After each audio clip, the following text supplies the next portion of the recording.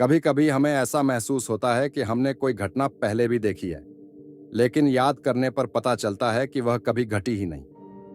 कभी किसी नए इंसान से मिलते ही ऐसा लगता है कि उसे पहले से जानते हैं, लेकिन दिमाग में कोई स्पष्ट स्मृति नहीं होती।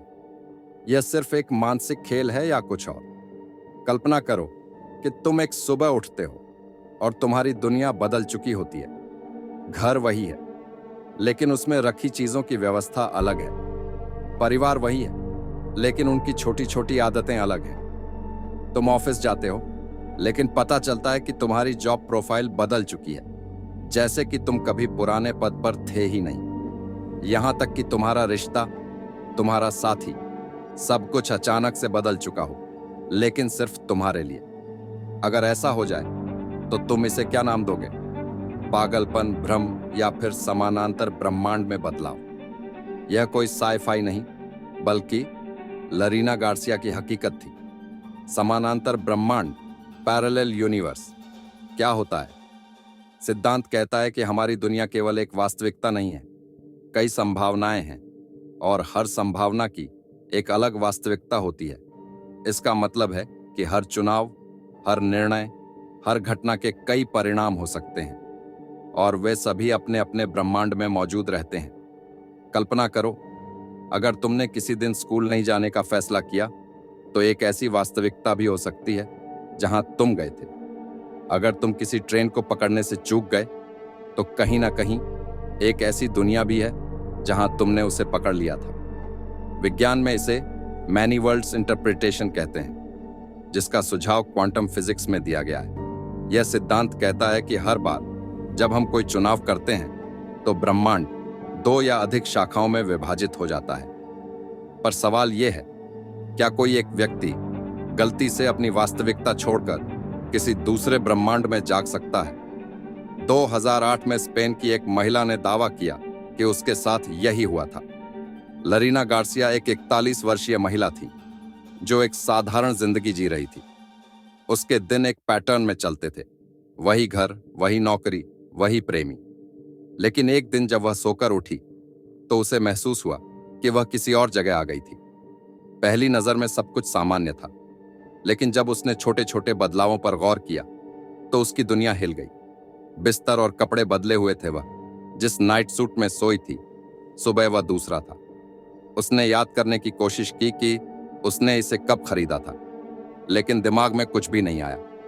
ऑफिस पहुंची तो जॉब बदल चुकी थी। उसने देखा कि उसका डेस्क वहां नहीं था जहां वह रोज बैठती थी। जब उसने अपने सहकर्मियों से पूछा, तो उन्होंने कहा कि वह हमेशा से इस नई डिपार्टमेंट में काम कर रही थी, जबकि उसकी यादों में ऐसा कुछ भी नहीं था। उसकी ईमेल हिस्ट्री तक अलग थी।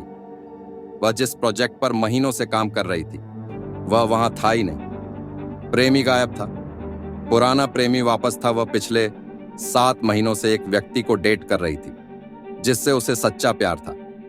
लेकिन जब उसने उसे कॉल करने की कोशिश की, तो उसका नंबर मौजूद ही नहीं था।